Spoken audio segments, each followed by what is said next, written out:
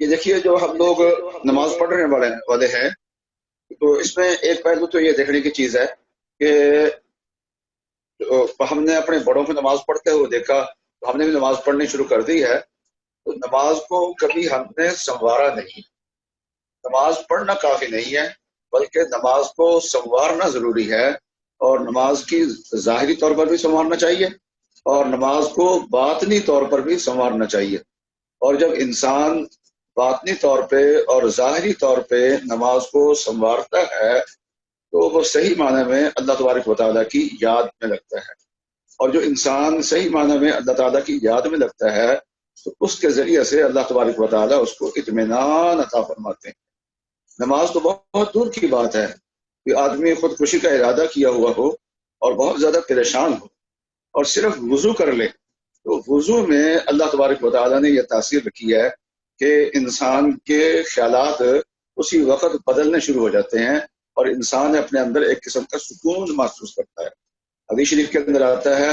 کہ جب انسان چہرہ دھوتا ہے تو اس کے آنکھوں کے گناہ جو ہیں وہ باہر نکل جاتے ہیں، حتیٰ کہ آنکھوں کے جو پلکیں ہیں وہاں سے بھی گناہ باہر نکلتے ہیں۔ جب ہاتھ دھوتا ہے تو ہاتھوں کے گناہ اس کے باہر نکل جاتے ہیں، جب پاؤں دھوتا ہے تو پاؤں کے گناہ اس کے باہر نکل جاتے ہیں، اور جب وضو کر کے فارغ ہو جاتا ہے، جو آدمی شروع میں بسم اللہ پڑھتا ہے وضو کے وقت، تو اس کا سارا بدن گناہوں سے پاک ہو جاتا ہے، اور جو آدمی بغیر بسم اللہ کے وضو کرتا ہے تو وضو کے اعضاء والے جو گناہ ہیں وہ اس کے پاک ہو جاتے ہیں۔ انسان وضو کرنے کے بعد اپنے آپ کو ہلکا پھلکا محسوس کرتا ہے۔ وضو کے اندر اللہ تبارک و تعالیٰ نے یہ تاثیر رکھی ہے، نماز کے اندر یقیناً یہ تاثیر رکھی ہوگی۔ تو اور یہ رسول اللہ صلی اللہ علیہ وسلم نے نماز سنوارنے کے سلسلے میں جو بات ارشاد فرمائی ہے اور اس کا جو فائدہ ارشاد فرمایا ہے وہ حدیث بہت قابل توجہ ہے، اور ہر مسلمان کو یاد کرنی چاہیے اور اپنے ذہن نشین کرنی چاہیے، لوگوں کو سنانی بھی چاہیے اور خود اس پہ عمل بھی کرنا چاہیے۔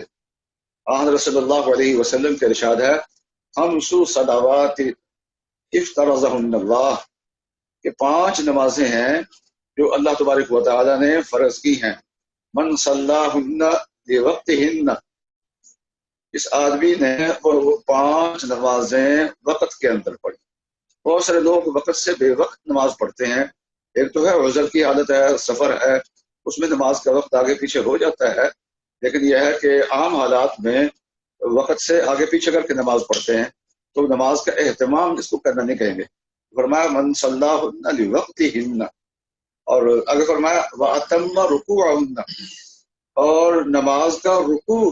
یعنی نماز کی جو ظاہری حرکات ہیں ان کو بھی صحیح طور پہ ادا کریں۔ ہمارے بزرگوں میں سے حضرت تھانوی رحمۃ اللہ علیہ کے اجل خلیفہ حضرت مولانا شاہ عبد الحق صاحب رحمۃ اللہ علیہ، جو ہمارے ہاں جامع امدادیہ فیصل آباد میں بھی متعدد بار تشریف لائے اور کئی دن تک حضرت نے قیام بھی فرمایا، تو حضرت اس چیز کی بہت زیادہ تاکید فرمایا کرتے تھے، 3 چیزوں کی۔ ایک تو یہ ہے کہ اذان درست ہونی چاہیے، اذان کی غلطیاں نکالتے تھے، اور دوسرا فرمایا کرتے تھے کہ قرآن پاک درست ہونا چاہیے، اور تیسرا فرماتے تھے کہ نماز کے ارکان جو ہیں یہ درست طریقے سے ادا کرنے چاہیے، اور وہ اپنے متعلقین میں شک بھی کراتے تھے کہ قیام اس طریقے سے کرنا ہے، ہاتھ اس طریقے سے باندھنے ہیں، رکوع میں اس طریقے سے جانا ہے، رکوع کے آداب یہ ہیں، سجدے کے آداب یہ ہیں۔ اور اس کا پھر اثر یہ تھا کہ ہمارے والد صاحب رحمۃ اللہ علیہ بھی سال میں 1-2 بار تمام جامعہ میں پورے لوگوں میں اس سکھایا کرتے تھے، اور جمعرات کو اور رمضان المبارک کے آخری عشرے میں والد صاحب رحمۃ اللہ علیہ کے ساتھ بہت سارے لوگ جو ہیں وہ اعتکاف فرمایا کرتے تھے، 200-250 لوگ اکٹھے ہو جاتے تھے، اعتکاف کرتے تھے، ان سب کو نمازوں کو درست فرماتے تھے۔ تو رسول اللہ صلی اللہ علیہ وسلم کے ارشاد میں سنا رہا تھا کہ خمس صلوات افترضہن اللہ، کہ 5 نمازیں ہیں جن کو اللہ تبارک و تعالیٰ نے فرض قرار دیا ہوا ہے، تو من صلاہن لوقتہن، پہلا ادب یہ ہے کہ ان کو وقت پہ ادا کرے، اور وَأَتَمَّ رُكُوعَهُنَّ، اور اس کے ظاہری ارکان کو صحیح طور پہ ادا کرے، وَخُشُوعَهُنَّ،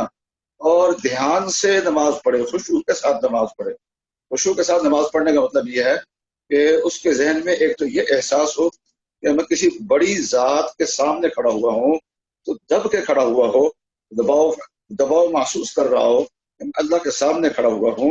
اور اس کے ساتھ ساتھ یہ ہے کہ دھیان سے نماز پڑھے۔ بہت سارے لوگ یہ کہتے ہیں